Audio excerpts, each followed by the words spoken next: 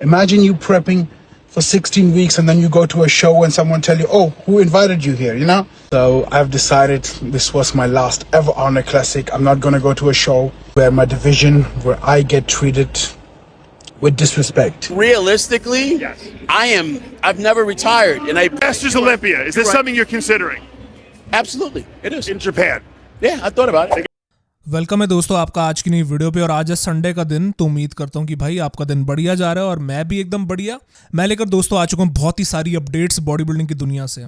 Physique updates तो हमारे सामने आई हैं, लेकिन उसी के साथ आई हैं ड्रामे वाली अपडेट्स। ये क्या तमाशा चल रहा है दोस्तों, तमाशा चल रहा है। मेरे को पहली बार बोलते हुए काफी अजीब भी लग रहा है, क्योंकि ड्रामा चल रहा है इंटरनेशनल बॉडी बिल्डिंग में और इंडियन बॉडी बिल्डिंग में ऐसा कुछ नहीं चल रहा है। बोल के हैरानी हो रही है। लेकिन दोस्तों इस वीडियो के अंदर सारी चीजों के बारे में हम लोग बात करेंगे, चाहे वो बात होगी बिलाल अली के बारे में, और वो कभी भी आर्नोल्ड क्लासिक के अंदर compete नहीं करने वाले हैं। चाहे वो बात होगी निक वॉकर और बॉब चिक के ड्रामे के बारे में, उसी के साथ काई ग्रीन अपना कमबैक करेंगे, लेकिन एक शर्त पे। तो सारी चीजों के बारे में बात करी जाएगी। बस इतना ही बोलूंगा कि ये वाला एपिसोड बिल्कुल भी मिस करने वाला नहीं होगा। तो बिना किसी देरी के हम लोग इस वीडियो को शुरू करते हैं।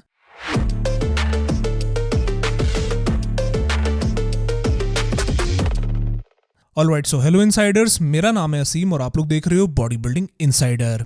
दोस्तों शुरुआत करते हैं हम लोग अपनी सबसे पहली अपडेट के साथ, और सबसे पहली अपडेट यहाँ पर आती है none other than Manoj Patil भाई की तरफ से। और दोस्तों मनोज पाटिल ने अभी रिसेंटली अपने इंस्टाग्राम पे अपनी एक फिजिक अपडेट शेयर करी है, जिसका कि वो कैप्शन लिखते हैं कि first week into the gaining phase. यानी कि दोस्तों मनोज पाटिल का जो गेनिंग और बल्किंग वाला फेज होने वाला है मिस्टर ओलंपिया के लिए, वो शुरू हो चुका है। मिस्टर ओलंपिया के लिए, या फिर आप लोग कह लो दुबई प्रो शो के लिए, जो कि माइट पॉसिबली वो compete कर सकते हैं। और करंटली देखा जा सकता है कि उनकी बॉडी जो है काफी राउंड नजर आ रही है और क्वाइट ऑनेस्टली काफी ह्यूज नजर आ रही है, विच उनका एक हुकुम का एक का उनकी फिजिक पर है कि वो एक राउंडनेस लेकर आते हैं मेंस फिजिक पैकेज में अपने लुक के साथ। वो चीज बड़ी काबिल तारीफ लगती है। और काबिल तारीफ देखो ये है कि मनोज पाटिल ने जो अपनी इंप्रूवमेंट्स लेकर आए हैं, वो चाहे 1-1.5 साल के अंदर उन्होंने जो इंप्रूवमेंट्स लाए हैं वो अपनी फिजिक में, that is impressive.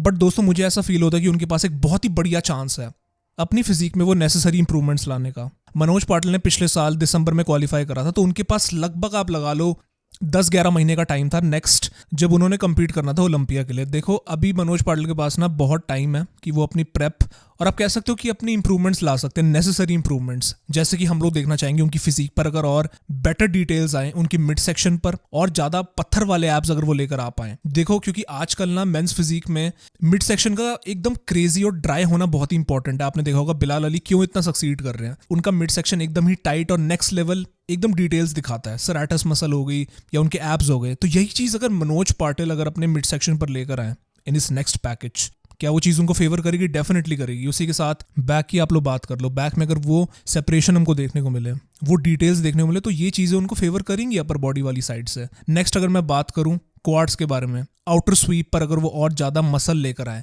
Outer SVEEP एकदम अलग से उनका बोर्ड शॉट्स के अंदर नजर आए, तो ये सारी चीजें ना जजेस नोटिस करेंगे और एट द एंड इन्हीं को एडवांटेज मिलेगा। तो क्या लगता है दोस्तों, ये एक इंप्रूवमेंट्स वाले पैकेज के साथ अगर मनोज पाटिल उतरते with that refined we taper posing अगर अच्छी तरीके से ये कर पाते हैं, देन मुझे लगता है दोस्तों ये एक बहुत ही बढ़िया रेसिपी इनके लिए बन जाएगी मिस्टर ओलंपिया के लिए, इनके डेब्यू वाले ओलंपिया के लिए। बाकी दोस्तों मैं जानना चाहूँ कि आप लोग क्या देखना चाहते हो मनोज पाटिल भाई के फिजिक में improvements, and these are all just constructive criticism. और मैं चाहता हूँ कि मनोज पाटिल इंडिया को रिप्रेजेंट कर रहे हैं तो अपना बेस्ट पैकेज लेके जाए, and all the very best to Manoj Patil भाई।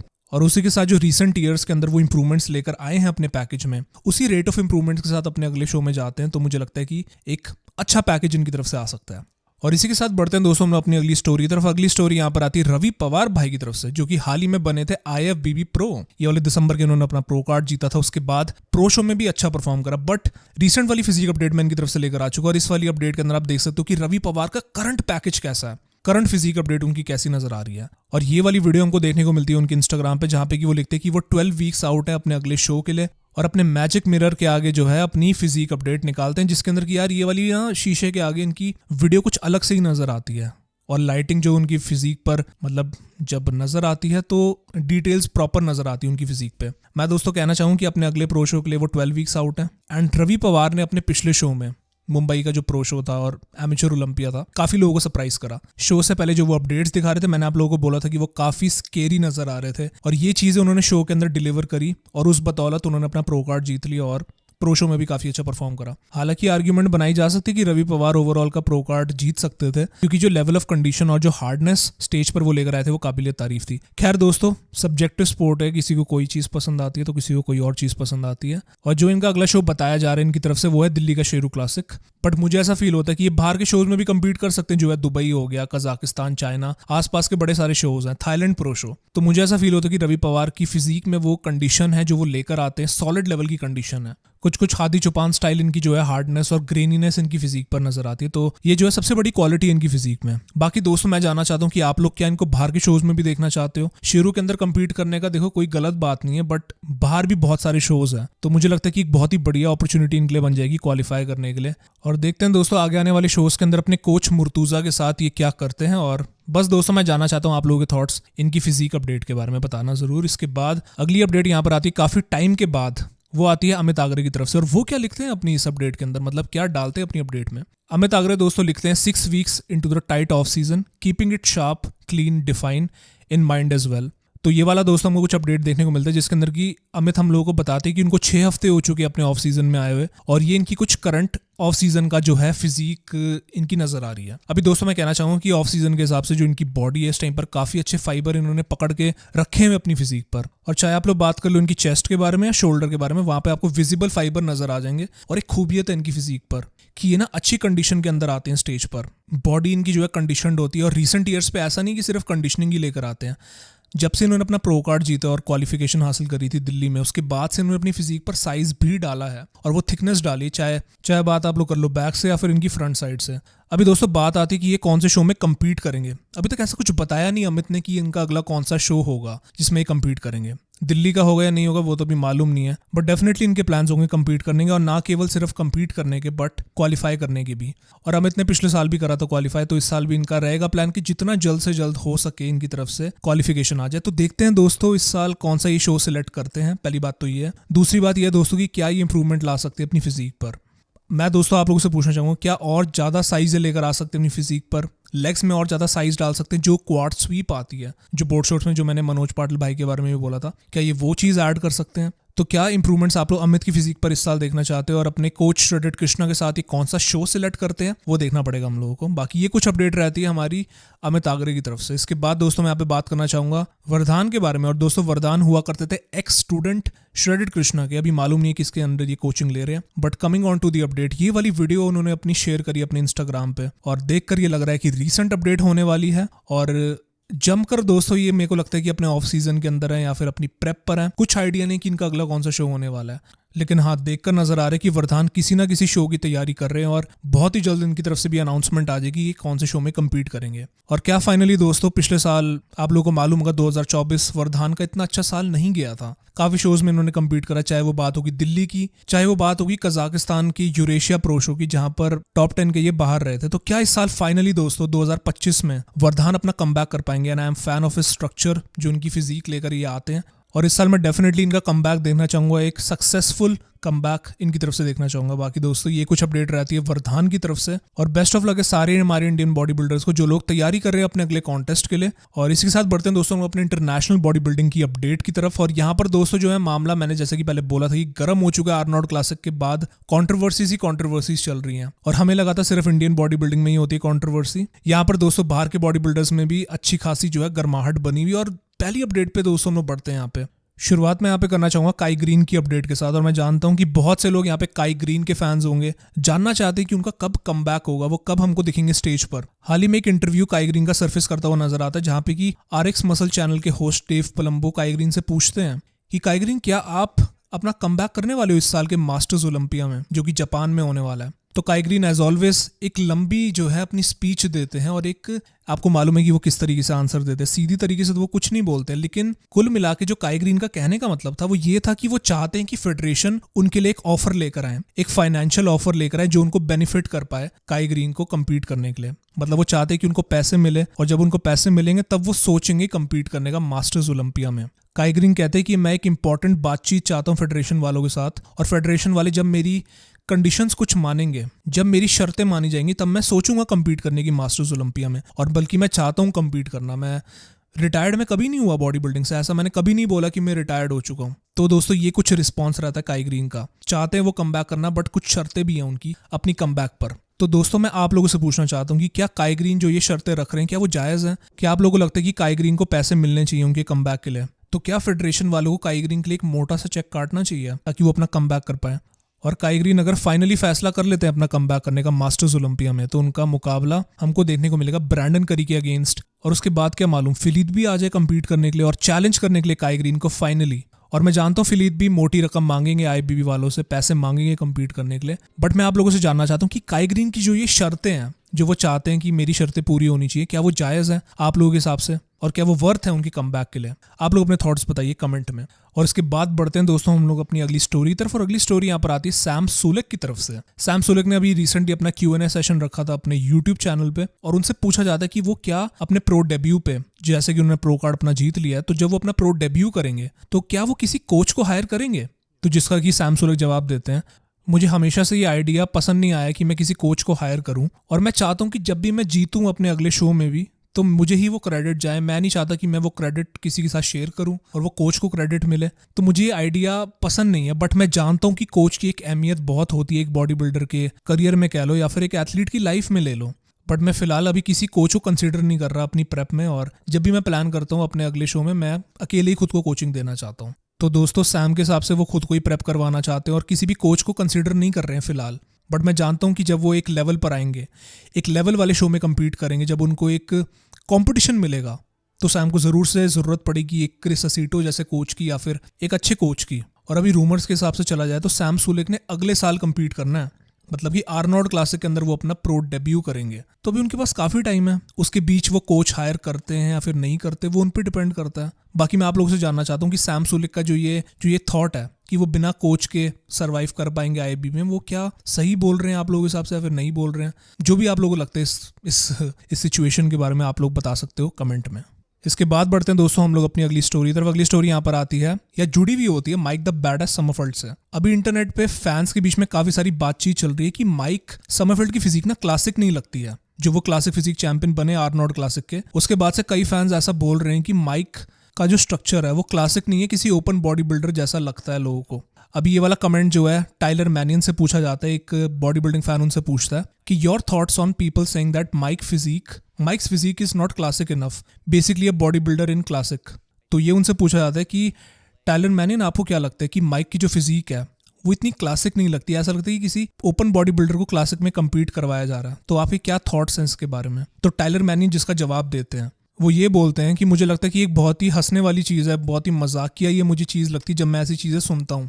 माइक का जो एक्सटेपर है बहुत ही अमेजिंग है, उनके पास एक बहुत ही स्मॉल वेस्ट है और एक ओवरऑल बैलेंस मसल वो कैरी करते हैं एवरी सिंगल पोज। और जो चीज़ें क्रिस बमस्टेड को एक डोमिनेंट चैंपियन उनको बनाया गया था, वो चीज़ें ओपन बॉडी बिल्डर्स भी अपना रहे हैं, जैसे कि अपनी वेस्ट पर काम करना, एक स्मॉल वेस्ट रखना और ज़्यादा बड़ी ना होने देना अपनी वेस्ट को, और इवन वैक्यूम भी करके दिखाना। और अगर हम लोग बात कर रहे हैं क्लासिक फिजिक के बारे में, तो आप लोग कियोन पियर्सन का एग्जांपल ले लो। कियोन पियर्सन देखा जाए तो एक क्लासिक फिजिक कैरी करते हैं, एक क्लासिक स्ट्रक्चर है उनका, मगर वो क्लासिक डिवीजन के लिए एक बहुत ही बड़े बॉडी बिल्डर हैं, इसलिए वो कम्पीट करते हैं 212 डिवीजन में। वैसे ही अगर मैं बात करूं माइक समरफेल्ड के बारे में, तो उनकी बॉडी बिल्कुल भी किसी बॉडी बिल्डर की तरह मुझे नहीं लगती है, और उनको किसी बॉडी बिल्डिंग डिवीजन में कम्पीट करना एक नॉनसेंस वाली बात है। तो मतलब दोस्तों टाइलर मैनियन जो कि वाइस प्रेसिडेंट आईएफबीबी के और एक जज भी हैं, उनके हिसाब से माइक समरफेल्ड की फिजिक बिल्कुल क्लासिक है। उनको बिल्कुल भी नहीं लगता कि वो एक बॉडी बिल्डर जैसा उनका स्ट्रक्चर है। मैं दोस्तों आप लोगों के थॉट्स जानना चाहता हूँ इस बारे में।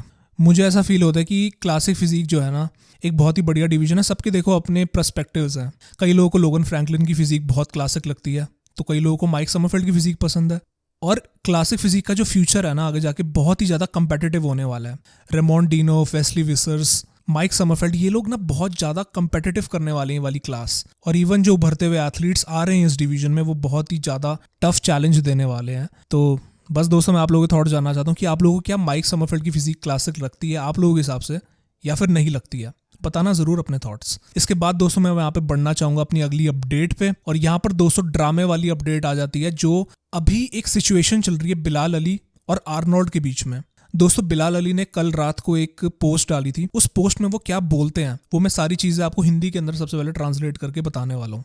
बिलाल अली ये कहते हैं कि मैं आर्नोल्ड क्लासिक के बारे में कुछ कहना चाहता हूँ। अब 5 दिन खत्म हो चुके हैं आर्नोल्ड क्लासिक खत्म हुए। मैं खुश हूँ अपनी जीत से, मैं डेफिनेटली खुश हूँ कि मैं जीत गया, बट मेरे अंदर ना एक मिक्स्ड इमोशंस भरे हुए हैं। अब वो मिक्स्ड इमोशंस इसलिए हैं क्योंकि आर्नोल्ड ने जो मेंस फिजिक के बारे में जो चीज़ें बोली थी कि मेंस फिजिक तो एक स्टूपिड डिवीजन है, मेंस फिजिक ना पता नहीं क्यों करवाई जाती है, ऐसा क्यों करवाया जाता है, तो बहुत ही बेइज्जती करी उन्होंने मेरी डिवीजन के बारे में। तो मैं इस वजह से खुश नहीं हूँ। एक हैप्पी वाइब जो थी ना मेरे अंदर, जो खुशी वाली चीज़ें थी, वो गायब हो चुकी हैं इस वजह से। और मैं यहाँ पे ये कहना चाहता हूँ कि ये मेरा आखिरी आर्नोल्ड क्लासिक होने वाला है। जो मेरे डिवीजन को इतना डिसरिस्पेक्ट करा गया, जो ओपन बॉडी बिल्डर्स वालों को $5 लाख दिए जाते हैं, क्लासिक फिजिक वालों को $60,000 दिए जाते हैं और मेंस फिजिक वालों को केवल $10,000 ही मिलते हैं। यहाँ पे इतना कम पैसा दिया जाता है मेरी डिवीजन को। तो मैं इसलिए बहुत ही निराश हूँ। जो जिस तरीके से हम लोगों को ट्रीट करा जाता है, जिस तरीके से हमको अपने शो में बुलाकर हमारी डिसरिस्पेक्ट करी जाती है, वो मुझे पसंद नहीं है। अगर आप लोग देखोगे ना तो अरब कंट्री की बात कर लो या फिर एशियन कंट्रीज की, इंडिया की बात कर लो, यहाँ पर मेंस फिजिक की रीच इतनी ज़्यादा है और इतनी पॉपुलर है ना ये वाली डिवीजन, आप लोग सोच नहीं सकते। और हमारी डिवीजन जो है बहुत ही ज़्यादा पॉपुलर है बाहर के देशों में। और मैं आर्नोल्ड क्लासिक में तो आज के बाद कभी compete नहीं करने वाला, लेकिन मैं पिट्सबर्ग और न्यूयॉर्क के अंदर compete करूंगा, जहाँ पर हम जैसे एथलीट्स की अप्रिसिएशन तो करी जाती है, हमारे हार्ड वर्क को पूछा जाता है, जहाँ पर हमको इन्वाइट करके रिस्पेक्ट दी जाती है। तो ये दोस्तों कुछ बिलाल अली का स्टेटमेंट रहता है और ये कुछ अपनी दिल की बात वो करते हैं हम लोगों के साथ इस वीडियो में। अभी दोस्तों हम सभी लोगों को मालूम है कि आर्नोल्ड क्लासिक जब चल रहा था तो आर्नोल्ड ने कुछ कमेंट्स बोले थे मेंस फिजिक वालों के बारे में। आर्नोल्ड ने, मैं बोलूंगा कि फेडरेशन को क्रिटिसाइज करते हुए बोला था कि वो चाहते हैं कि मेंस फिजिक वाले अपनी लेग्स क्यों नहीं दिखाते हैं, बोर्ड शॉर्ट्स में क्यों अपनी लेग्स को छुपा के रखते हैं। उनके हिसाब से उनको लगता है कि मेंस फिजिक वालों को अपनी लेग्स दिखानी चाहिए। अगर वो अपनी लेग्स दिखाई नहीं रहे तो इससे अच्छा शॉर्ट से बेहतर उनको पजामा पहनना चाहिए फिर।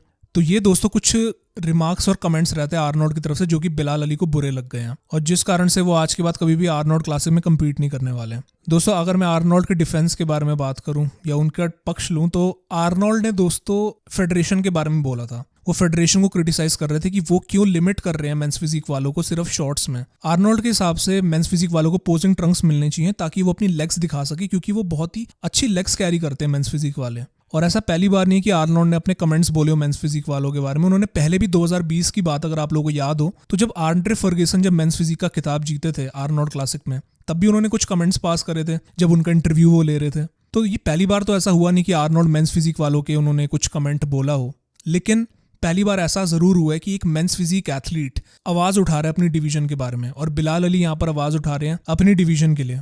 अब दोस्तों मैं ऐसा मानता हूँ कि मेंस फिजिक जो एक डिवीजन है ना अपने इंडिया में, तो यार एक बहुत ही नेक्स्ट लेवल, ये बहुत ही पॉपुलर डिवीजन है। यहाँ पे ओपन बॉडी बिल्डिंग को भी इतना प्यार नहीं मिलता जितना कि मेंस फिजिक वालों को मिलता है, ये बात गारंटीड है। और मैं ऐसा मानता हूँ कि अगर आर्नोल्ड क्लासिक वालों ने मेंस फिजिक वाली डिवीजन रखी हुई है तो उनका मजाक नहीं उड़ाना चाहिए और ऐसे डिसरिस्पेक्ट नहीं करनी चाहिए। और आर्नोल्ड वालों को अगर मेंस फिजिक से प्रॉब्लम है तो वो लोग 212 डिवीजन से रिप्लेस कर सकते हैं मेंस फिजिक को। आर्नोल्ड वाले नेक्स्ट ईयर 212 डिवीजन ऐड कर दें और मेंस फिजिक हटा दें वहाँ पर, तो ऐसा भी वो चीज़ें कर सकते हैं। और यहाँ पर दोस्तों ना केवल बिलाल अली ने आवाज़ उठाई है, बट उनके साथ जर्मी बुंडिया, ई बैंक्स ने भी सपोर्ट करा उनके स्टेटमेंट को। और ये बात मानिए कि मेंस फिजिक वालों को बहुत ही कम पैसे दिए जाते, सिर्फ $10,000 कंपेयर टू डेरिक लंसफोर्ड को जो $5 लाख दिए गए हैं। डिफरेंस बहुत ही ज़्यादा है। तो दोस्तों मैं ऐसा मानता हूँ कि यहाँ पर आर्नोल्ड को अगर दिक्कत है मेंस फिजिक से तो वो मेंस फिजिक डिवीजन हटा दे अपने शो से। और मैं जानता हूँ कि हर एक एथलीट बहुत ही मेहनत करता है शो पे चढ़ने के लिए और स्टेज पर चढ़ने के लिए, और हर कोई रिस्पेक्ट डिजर्व करता है और किसी भी एथलीट के ऐसे डिसरिस्पेक्ट नहीं करनी चाहिए, उनका मजाक नहीं उड़ाना चाहिए। हालांकि आर्नोल्ड ने मजाक नहीं उड़ाया, वो फेडरेशन को क्रिटिसाइज कर रहे थे। मगर मैं ऐसा मानता हूँ कि अगर आर्नोल्ड को इस डिवीजन से, मेंस फिजिक डिवीजन से अगर प्रॉब्लम है तो वो अपने शो से इस डिवीजन को हटा के 212 से रिप्लेस कर लें। और मैं ऐसा भी मानता हूँ कि मेंस फिजिक एथलीट्स को पे ज़्यादा होना चाहिए, सिर्फ $10,000 कुछ नहीं होते यार, उनको अच्छा खासा पैसा मिलना चाहिए जैसे कि ओपन बॉडी बिल्डर्स और क्लासिक वालों को भी बहुत ही कम मिलता है। तो थोड़ा प्राइज मनी वहाँ पर भी इंक्रीज करना चाहिए। बाकी दोस्तों मैं जानना चाहता हूँ आप लोगों के थॉट्स इस सिचुएशन के बारे में कमेंट सेक्शन में, कि आप लोग अली के साथ एग्री करते हो या फिर नहीं करते। इसके बाद दोस्तों मैं यहाँ पे बढ़ना चाहूँगा अपनी फाइनल स्टोरी के बारे में, और यहाँ पे फाइनल स्टोरी आती है निक वॉकर और बॉब चिक के कांड के बारे में। और दोस्तों अगर आप लोगों को नहीं याद होगा तो मैंने अपनी लास्ट वीडियो के अंदर आपको बताया था कि इन दोनों के बीच में कुछ कमेंट्स पास करे गए थे। बॉब चिक ने निक वॉकर के बारे में बोला था कि वो कभी भी ओलंपिया नहीं जीत सकते, जिसका कि निक वॉकर ने जवाब में बोला था कि who the hell are you Bob. और दोनों के बीच में एक तरीके से लड़ाई वाला माहौल बन गया था और अभी ये वाली लड़ाई कंटिन्यू होती है। और यहाँ पर बॉब चिक निक वॉकर को कमेंट करते हुए बोलते हैं कि मैं वो हूँ निक वॉकर जो तुम्हारा ओलंपिया के अंदर तुम्हारी प्लेसिंग अनाउंस करते हुए बोलेगा कि तुम 8th प्लेसिंग लेकर आए हो, उससे ऊपर तुम नहीं आने वाले निक वॉकर। और तुम अगर 80s और 90s में कम्पीट करते ना तो तुम आज तक प्रो कार्ड भी नहीं तुम उस जमाने में जीत पाते। और दोस्तों यहाँ पर बॉब चिक इस सिचुएशन को और ज़्यादा एस्केलेट कर देते हैं और आगे लेकर चले जाते हैं, मतलब आग में और ज़्यादा घी जा चुका है और बढ़ चुकी है ये वाली सिचुएशन। अभी दोस्तों निक वॉकर को रिस्पॉन्ड करना पड़ेगा। रिस्पॉन्ड वो करेंगे, अभी वो तैयारी कर रहे हैं पिट्सबर्ग प्रो शो की, जो कि उनका अगला शो होने वाला है। दोस्तों हमको देखना पड़ेगा कि क्या निक वॉकर अपनी फिजिक से जवाब दे पाते हैं फिर नहीं दे पाते, बट करंटली यहाँ पे बॉब चिक का जो उनकी नफरत है ना निक वॉकर के अगेंस्ट, वो बढ़ चुकी है। तो दोस्तों अभी देखते हैं कि ये वाली स्टोरी कैसे अनरैप होती है जब हमारा पिट्सबर्ग प्रो शो आता है। क्या दोस्तों पिट्सबर्ग के अंदर जो है निक वॉकर अपना जवाब दे पाएंगे अपनी फिजिक से, और ओलंपिया में जब वो क्वालिफाई कर देंगे तो ओलंपिया में वो कैसा करते हैं। दोस्तों ये वाली सिचुएशन आगे जाके कहाँ जाती है मुझे भी नहीं मालूम है, बट गर्म हो चुका है ये वाला मामला। और कौन कहता है सिर्फ इंडियन बॉडी बिल्डिंग में ही कंट्रोवर्सी होती है, यहाँ पर भी कंट्रोवर्सी हो रही है। और दोस्तों मैं जानना चाहता हूँ आप लोगों के थॉट्स इस पूरी सिचुएशन के बारे में जो चल रहा है। एकदम गर्म माहौल बना हुआ है, चाहे बात होगी आर्नोल्ड और बिलाल अली के बीच में, चाहे बात होगी निक वॉकर और बॉब चिक के बीच में। दोस्तों ये कुछ अपडेट रहती है आज की वीडियो में, और संडे का ये वाला दिन था तो मैंने सोचा कि आप लोगों के लिए ये वाली वीडियो बनाई जाए। पसंद आई तो फिर like subscribe share and thank you for watching the video. दिल से शुक्रिया, और मैं आप सभी लोगों को मिलता हूँ अगली वीडियो के साथ। तब तक के लिए अपना ख्याल रखिए। Till then take care and bye bye.